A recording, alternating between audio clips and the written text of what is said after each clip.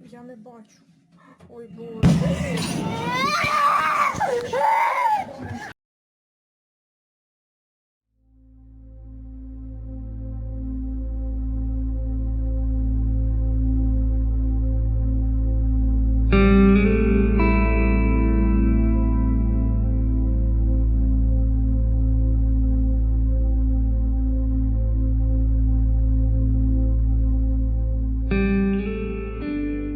Welcome to our channel.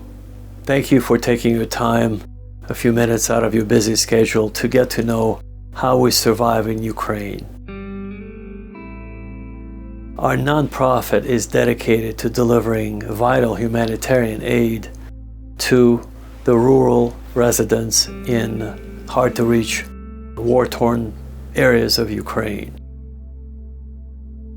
I'm actually located in central Ukraine. Later you'll hear from our volunteers who are located in a hotspot, southern and eastern Ukraine. And you will hear in their own language and from my own words that the situation here on the ground in Ukraine is very different than how it is presented to you by your Western media channels on CNN, Fox News, MSNBC, or Sky News in the UK or Australia. You see, there are several reasons for that. Let me try to explain why the information differs dramatically. You see, they have professional copywriters, or people who write scripts professionally. You also have professional teleprompter readers, TV anchors who are professionally trained, and they have many years, sometimes decades of experience of reading from the teleprompter so well that they're able to effortlessly step into your living room from your television screen. And they follow, the copywriters and people who stand behind them, they follow a certain agenda to create a certain narrative, to convince you of certain things. We don't have any agenda other than to show you the real picture on the ground in Ukraine. The situation is devastating, it's tragic, it's chaotic, it's dark, it's diabolical. As you'll see on your screens in just a little bit, you'll see charred buildings, charred cars, dead bodies laying everywhere on the streets, in battlefields, in just open fields of Ukraine. Hundreds and hundreds of dead bodies, decaying. Can you imagine the smell? Now imagine if you knew the person that you recognize on the street. You said hello to your neighbor, or to your friend, God forbid, to your loved one. And then later that day, you walk by and you see that person laying on the street, dead, because of some mortal wound, from the shrapnel that flies at supersonic speeds. You may not know this, but when an explosion happens from a bomb or a mortar attack or a missile that explodes, what kills a person is not necessarily the air pressure or the air wave, but there are thousands upon thousands of metallic pieces or shrapnel or debris that just flies in every direction from the center of an explosion, from the blast itself. And that debris, the metallic particles, is what kills a person or wounds a person. And sometimes it can penetrate through concrete walls. There are many instances where when people would be sleeping in a basement under a high-rise building, it's a relatively, safe concrete structure. But when an explosion happens nearby, just outside the wall, near the basement where people are sleeping, sometimes the force of the shrapnel, the metallic debris that travels so fast, it penetrates through the concrete wall, very thick walls, and wounds or kills the person behind the wall. And so you may not know this, but now we have over 500,000 Ukrainian soldiers that have lost their lives. And the latest statistic estimates that we have 50,000 orphans or newly orphaned children in Ukraine. But if you just use simple math, 500,000 fathers who will never return home to their family members, probably I would have to guess that there'll be more than 50,000 orphans as a result of 500,000 fathers that will never return home. But be it as it may, can you imagine the devastation of children having to see all this? Children not being able to fall asleep because of explosions, constant bombardments, constant explosions, the sirens. Now, the living conditions, let me just describe it to you.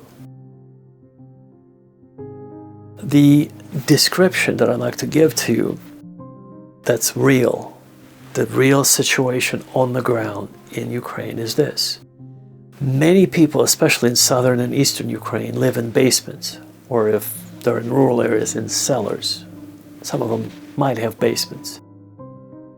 Very small quarters where they live without electricity, without water, without heat, without air conditioning, without the bathrooms or water closets, using the British vernacular. Everybody knows it's very dangerous to be outdoors. That's why they stay below ground, indoors. That's the safest place to be. Now, can you imagine living below ground in a small cellar or in a basement months on end? Can you imagine the state of your mind at that point?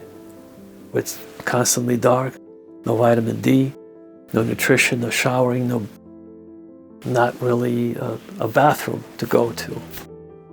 It's just something in the corner that's been adapted to become your bathroom, your new way of taking care of your business. So can you just picture the level of devastation if the wife, the mother of a child, learns that her husband is now dead, he's not coming home, and she has this 3 or 4 little children living with them in the basement, and sometimes even their elderly parents are with them, who are quite often disabled.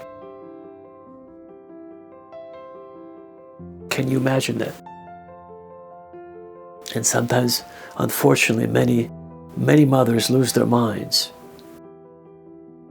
Sometimes they just can't take it anymore and they walk outside and get killed in an explosion. And that leaves us children newly orphaned, to add to the statistic.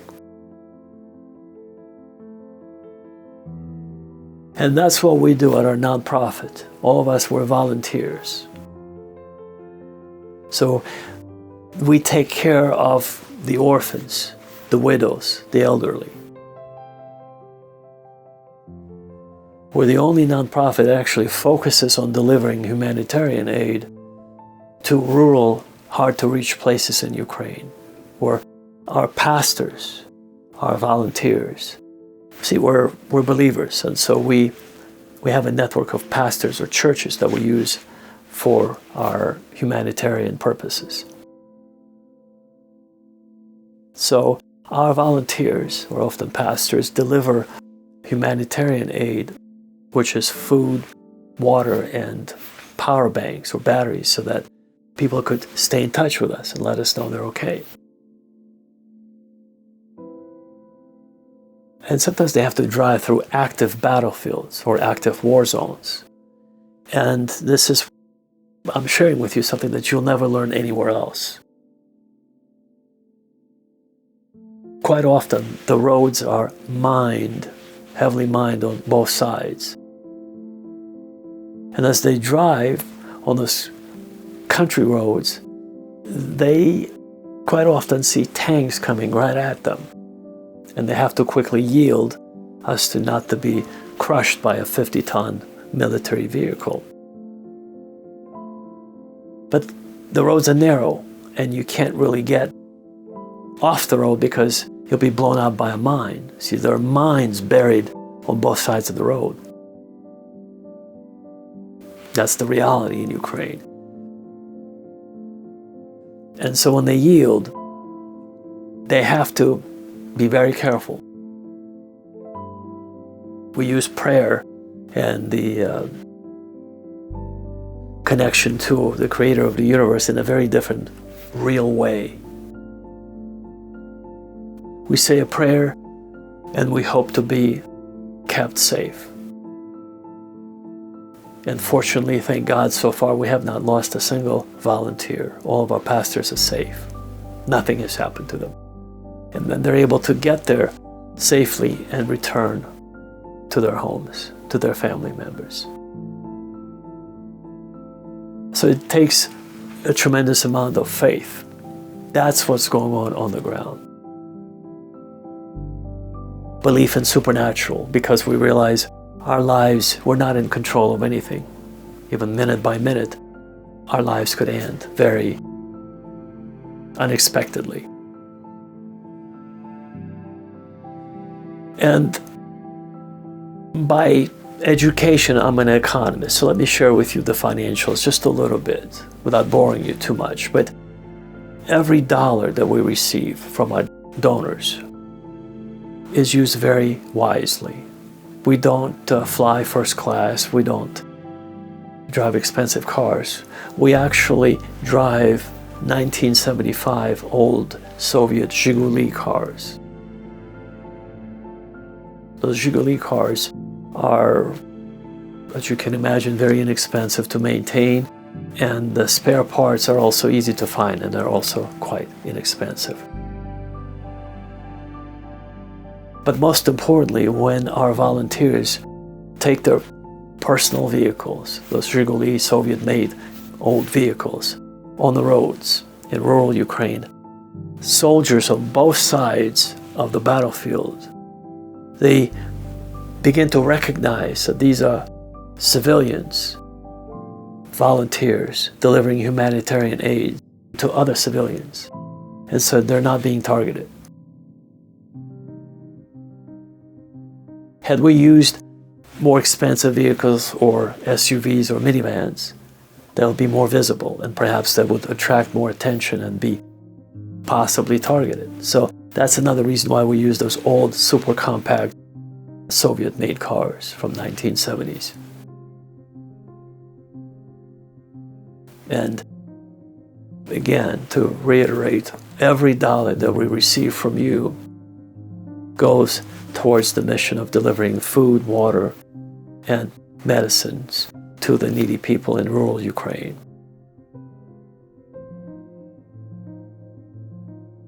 And if you have considered doing something useful or spiritual, or you feel like exploring the world of philanthropy, and if you ever considered making a donation or becoming our monthly supporter, we've actually built a perfect platform for you. You can go to donatetoUkraine.org, choose a make a donation button, and you'll be taken to a secure portal on PayPal where you can make a secure donation by going to donatetoUkraine.org. And then if you would choose make a monthly contribution, the same amount will be taken out from your debit or credit card every month on the same date. And if you have a PayPal account, of course, you can substitute that. You can make a donation from your PayPal account. One other analogy I'd like to give you, a little reference point, what $5 could do, for instance. If you're a coffee drinker anywhere in the West, a cup of coffee would probably cost $5 at least. If you were to donate to us $5, that would ensure that a child, a small child, would be fed, and baby formula would be bought in diapers for a whole week. would be provided for that small child. $7 would keep a family fed for a whole week. What is $7? Well, next time you brush your teeth, you may not have realized, but anywhere in the West, a tube of toothpaste costs about $7 on average. So that would give you a perspective. When you'll be considering brushing your teeth, you might consider becoming our monthly donor at $7 or perhaps even a greater amount. That would keep a family fed for a whole week. That's just to give you a perspective of what we do. Now, the core of our nonprofit's mission is to spread peace in Ukraine and in other parts of the world eventually. And I assure you, even if tomorrow peace will be proclaimed in Ukraine and there will be an armistice declared, ceasefire will be declared, or if we'll reach permanent peace, we will not be resting anywhere. We will actually, work will just begin, because we'll be involved in rebuilding the infrastructure in Ukraine, rebuilding houses, apartment buildings, schools, kindergartens, wastewater treatment plants, which have been all demolished. And so we also would like to promote peace in other countries. After we're done rebuilding Ukraine, we'll take our system or methodology, if you will, to share with other parts of the world where they're going through war and devastation, how to cope with that amount of damage and stress. Speaking of stress, it will probably take a great number of psychotherapists or psychologists and psychiatrists to help the population of Ukraine heal, both adults and especially children. Now imagine we're all going on 1 or 2 hours of sleep. You know, when you have explosions and sirens happening constantly, or people calling you with urgent requests, there is no time to sleep. It's not possible. So you're under constant stress, sort of a level of stress, high level of stress. And that, imagine adults barely able to cope with that. What about children? Well, that's where I think counseling would be crucial. And the post-traumatic stress disorder levels will be extremely high post-war. It would be very difficult for many people to rewire themselves psychologically to be able to go out and enjoy sunshine in the park. You know, perhaps it will take some time to heal. And so, but we will not stop at rebuilding Ukraine. Our goal is to spread the message of peace. And our mission, Agape, Ministry of Ukraine, Agape, of course, is the biblical term of Greek origin, which means the unconditional love of God that transcends all human understanding, gives us hope. It inspires us to unite into this one global family where we could promote peace and help each other. That's our ultimate goal. Our core mission is to promote peace around the world through diplomatic means, through religious means, through any other means possible, just to avoid this devastation and death and unnecessary lives lost because of corruption, because of hidden agenda, which I'm going to talk in my other videos, the hidden agenda behind the war machine, the military-industrial complex that President Eisenhower had warned us right before his retirement in a televised speech. And indeed, it's a very, very dark industry that profits from the deaths of many, many people around the world. So in other words, they employ special consultants or lobbyists to start wars around the world under very, very underhanded pretenses. And we're going to discuss it later in other videos. On this note, I'd like to say something positive, that because of your support, because of your kind words and your emails that you write to us, that gives us hope to live another day. to have a reason to live, to help other human beings. Your financial support, we're eternally grateful to you for everything that you sent to us. And it gives us the opportunity to buy food, medicine, and water, and to deliver it to the needy, especially those needy people in rural Ukraine, where they otherwise would be neglected if it wasn't for our volunteers from our nonprofit. And so we want to thank you from the bottom of our hearts for everything you've done for us and you're doing for us still.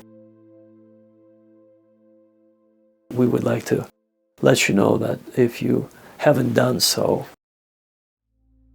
if you would like to consider becoming our monthly supporter, you could go to our website, www.donatetoUkraine.org, and choose Make a Donation button.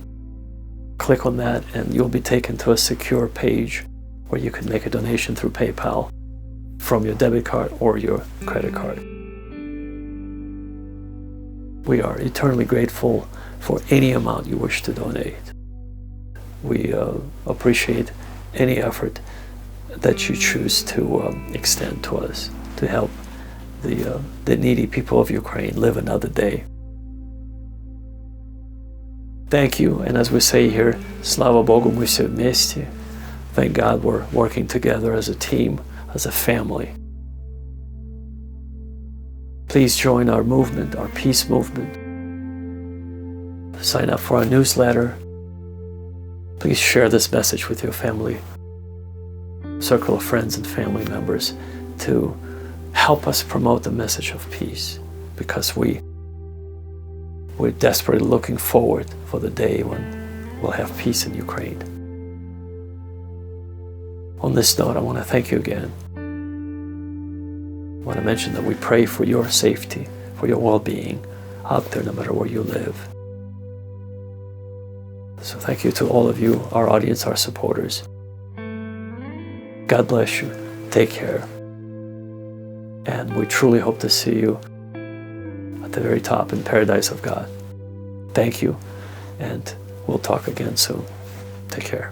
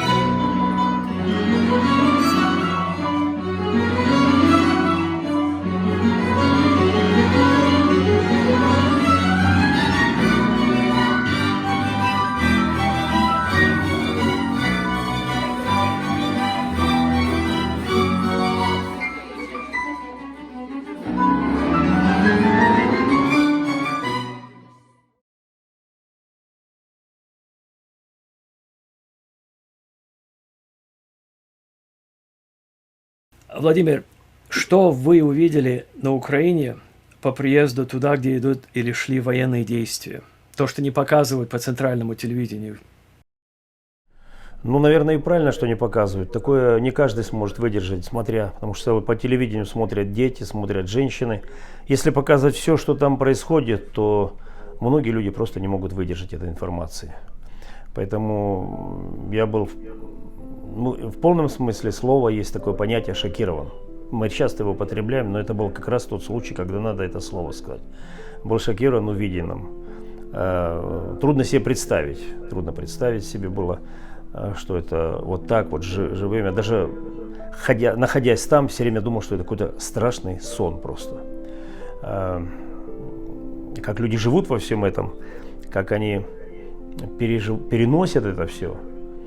Откуда берутся такой потенциал внутренних сил продолжать жить, стараться жить?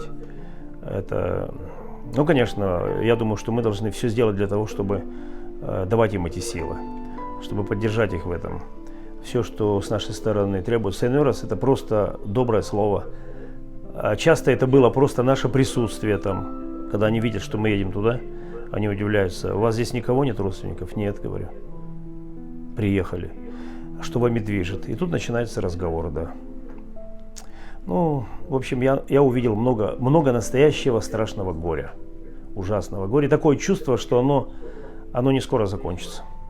Не скоро закончится все это. Владимир, у вас замечательная семья, дети, внуки. Скажите, какие у вас еще планы на будущее? Какие проекты хотелось бы вам еще воплотить в ближайшее будущее?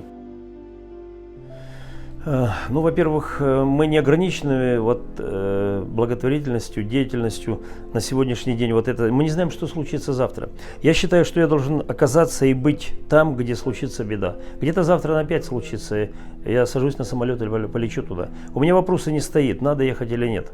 Потому что и моя семья давно это решила, и когда я ехал в горячие точки на Кавказ, оттуда возвращаться, гарантии никто не даст. Не даст никто. Я когда и до сих пор еду на Кавказ, я оставляю дома завещание, письмо к моей семье, завещание. Что я им желаю, что я им хочу напоследок сказать, как их утешить, как их благословить. И последнее напутствие такое. Поэтому тут, когда в эти дороги, ведь оно же сегодня вот здесь, завтра оно изменится. Работы хватает, беды очень много у людей. Поэтому, если я вижу, что вот в Библии так написано, делай то, что может делать рука твоя. Ведь самое главное, первый шаг – это желание, это сострадание и желание помочь. Иногда мы без всего начинаем, вообще без всего. Вот мне что по сердцу или чему меня Бог научил, что началом моей миссионерской благотворительной деятельности я поехал без ничего, не имея практически ничего, кроме желания и сострадания. Я поехал без ничего. У меня даже билет хватило в один конец купить только. Я поехал без ничего. Было безумно, но мы безумны Христа ради, написано в Библии. И так получилось, что там, находясь уже, Бог мне посылал необходимые возможности для этого. И я в этом утвердился, и знаю, что у Бога есть люди, у Бога всегда есть, и не один такой человек, и люди есть, которых Он потревожит в нужный момент. Могу я их не знать, могу я их никогда даже и не видеть, и не узнать никогда. Но эти люди от Бога, которых Бог направляет и использует для этого. Всегда эти люди были за все годы, сколько я совершаю такое служение. Я не еду в злачные места, где все хорошо. Мне не нравится там. Я не для этого живу, мне кажется. Я должен быть там, где беда у людей. И там я всегда вижу свое предназначение. И если где-то еще что-то дальше будет происходить, оно происходит по силам, по мере силы, возможности, возьму билет и полечу. Владимир, скажите, как вы видите смысл жизни человека на земле? Вопрос-то непростой, как смысл. Я знаю свой смысл. Ну, конечно, я учу этому молодежь. Я когда бываю в молодежных всяких конференциях, я учу этому. Смысл, во-первых, мы должны понимать, что если мы живем, ведь многие люди не живут, многие люди до рождения не дошли, много людей нет, которые могли бы быть. Если Бог дал мне жить, у меня в семье было нас 9 детей, 4 умерли, 5 остались. Старше меня умер мальчик, младше меня сестренка умерла, еще мальчик и девочка младше меня умерли. И я задумываюсь давно уже и постоянно думаю, почему я остался посредине, почему я не умер, они малышами умерли все по определенным заболеваниям. И поэтому есть выражение «делай за себя и за другого, и за того парня». Я вынужден делать, по крайней мере, в своей семье за своего старшего брата, за своего младшего брата, за младших 2 сестренки. Это так, теоретически. Бог меня, если оставил, есть у Бога план для меня, есть смысл. Я его давно понял. Меня переубедить нереально. Я давно это понял, я не вчера это понял. Я десятки лет назад усвоил это. И совершая служение пастыря, я отошел в сторонку, потому что я увидел, что мое все-таки служение больше к тому, чтобы миссионерством заниматься. А миссионерством, пасторский мой опыт в миссионерстве очень большое для меня благословение, очень большая поддержка. Поэтому я четко понял, и смысл, конечно, Ну, смысл должен у нас быть. Ну, я во всем держу Бога в своем сердце. Делаю, я вижу, если Богу это по сердцу, если Он хочет, чтобы я это делал, для меня это смысл. Все, что смысл для Бога в моей жизни, то смысл для меня. И Он мне это открывает и показывает. Я всем такого желаю. А, Владимир, что для вас есть Бог? Все. Все им, из Него и к Нему. Утром просыпаясь, давно уже, многие годы, я ни с одним человеком не заговорю. Я к телефону не притронусь, пока с Богом не поговорю. Пусть это будет 2-3 минуты. Заканчиваю день я тоже так же. Для меня Бог все. Я без Бога не представляю жизни. Я реально настолько верю, не просто верю в Него. Я знаю, что Бог... Я предоставил себя Богу давно уже. И проходя через многие испытания, проблемы, трудности, опасности, я видел, как Он меня проводил. И вот я жив и здоров до сего времени. Хотя могла бы жизнь моя реально прерваться много раз. И ни один, и не два случая, а больше было, когда остаться живым у меня было, не было шанса. Бог провел через все это. Для меня Бог все. И я поэтому все делаю от Него. Все делаю через Него. Ему все это доверяю. Поэтому Бог это и моя жизнь, это Бог и моя жена, и мои дети, и мои внуки. Бог и все, что у меня есть, начиная с авторучки, карандаша и заканчивая моей машиной, и мой апартмент, моя квартира, все это Бог, куда ни посмотрю. Спереди, сзади и со всех сторон. Без Бога я не хочу ни одного дня, ни одной часа жить. Мне не нужна такая жизнь.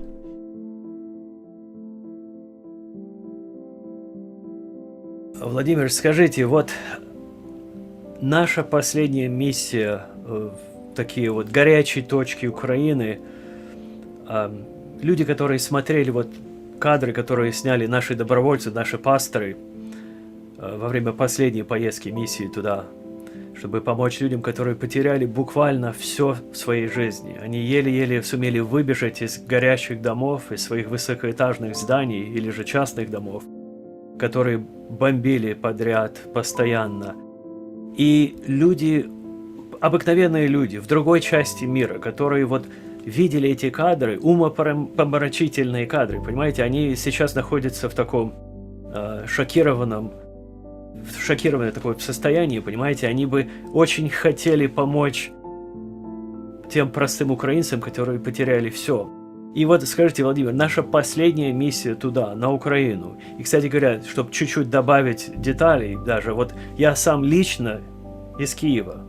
То есть в Киеве иногда прилетают ракеты, но то, что сейчас происходит вот в южной части Украины, это даже для меня умопомрачительно, понимаете? Вот чтобы люди поняли, у меня просто в голове не укладывается, понимаете? Вот я ко всем уже обращаюсь, я лично сам из Киева, поэтому, тем более людям, которые никак не относятся к Украине, которые просто живет в другой точке мира, более такой спокойной, для них это просто, то, что называется, просто не укладывается в голове. Вот скажите, Владимир, те люди, которые увидели эти кадры, ужасные кадры войны, вот голода, людей, которые потеряли все, которые сейчас живут в буквальном смысле слова в землянках, в подвалах, без света, без электричества, без воды, без отопления, без ничего.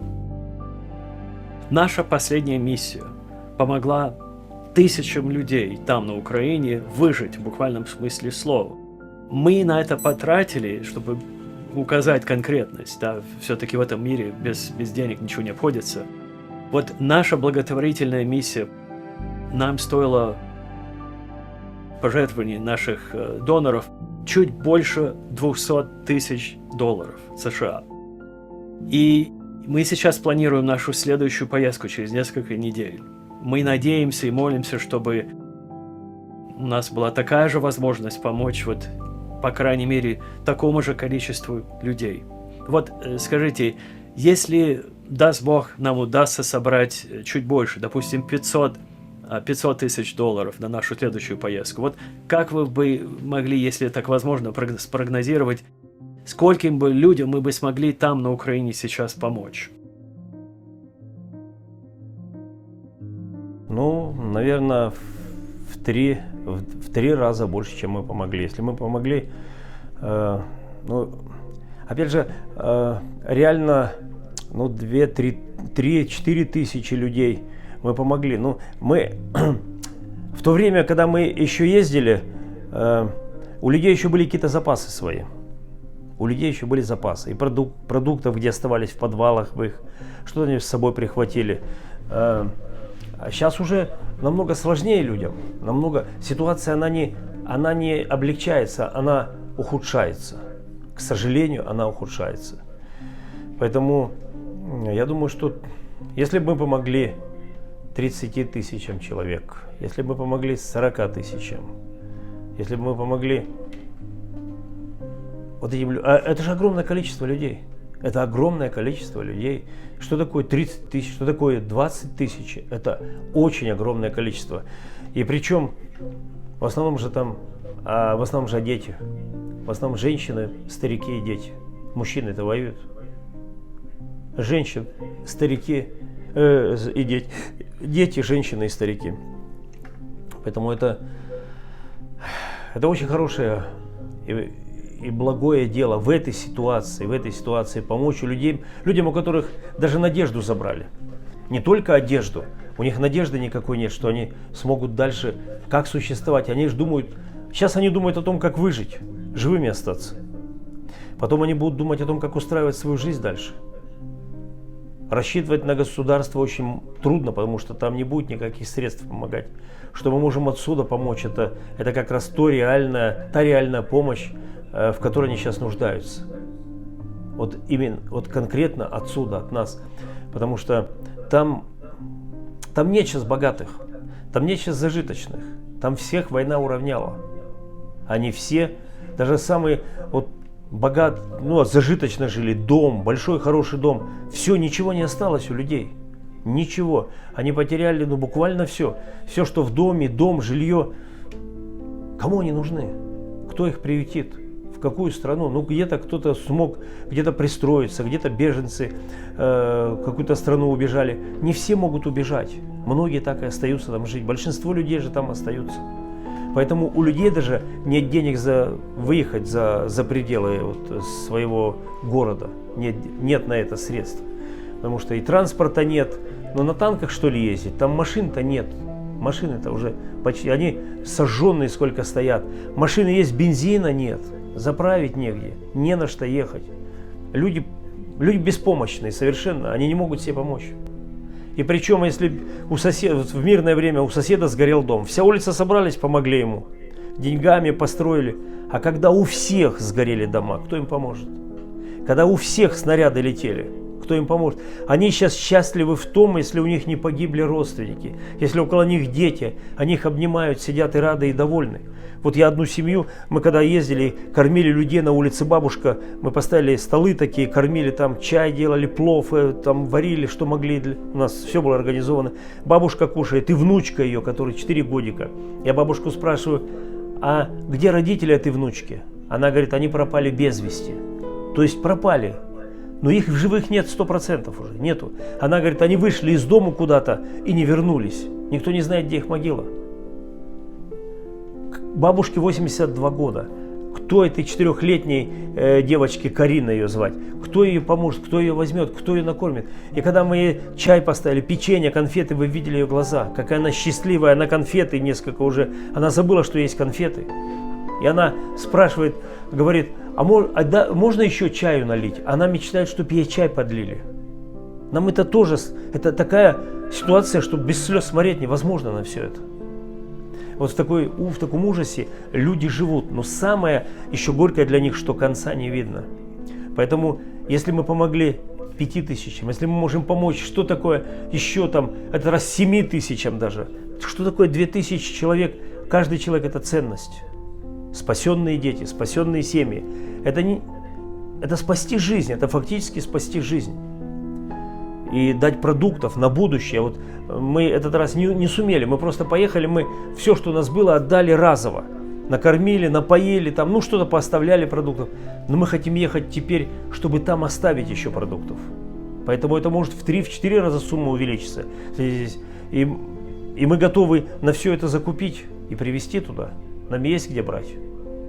Поэтому и 200, 300, и $500 000, они уйдут для этой нужды. Там острая нужда есть. Там нужда, жизнь или смерть, решается вопрос. Жизнь или смерть. Поэтому все, кто пожелает поучаствовать в этом, это будет большое благословение. Может, имен их знать не будете, и они не могут не знать этих имен, но они Богу скажут: Господи, передай благословение тому, кто меня сегодня накормил. Они скажут Богу. Там нет неверующих людей сейчас в Украине, там все Богу молятся, там все верующие, в нужде все верующие, и они молят Богу. И мы слышали, они молятся и говорят: мы не знаем, кто нам помогает. Бог, помоги теперь тем, кто нам помогает, благослови этого человека. И эти молитвы работать будут. И Бог сам распорядится и пошлет еще больше благословения тем, кто помогает и заботится о тех, кто в нужде.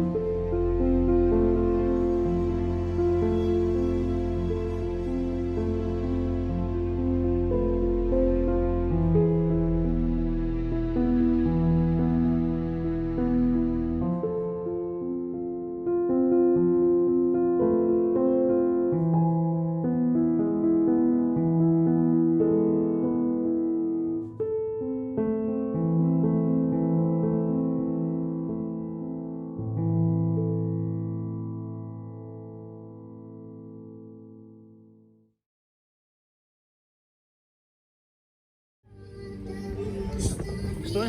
Чайку попить можно? Чайку попить можно, конечно, бабуля. Налейте. Давай, детка, садись, вон к чайку возьми печеньку, дадут сейчас тебе. Покушай, садись. Садись с бабулей, да. Вот. У гостей, да, сделаем так чайку. К чаю надо там. Так, это чай. Это вот ее звать Диана. Вот такая хорошая девушка. Стражу у стада своего. Вдруг предстал им ангел Господень, и слава Господня осияла их, и убоялись страхом великим. И сказал им ангел: не бойтесь, я возвещаю вам великую радость, которая будет всем людям. Ибо ныне родился вам в городе Давидовом Спаситель, который есть Христос Господь.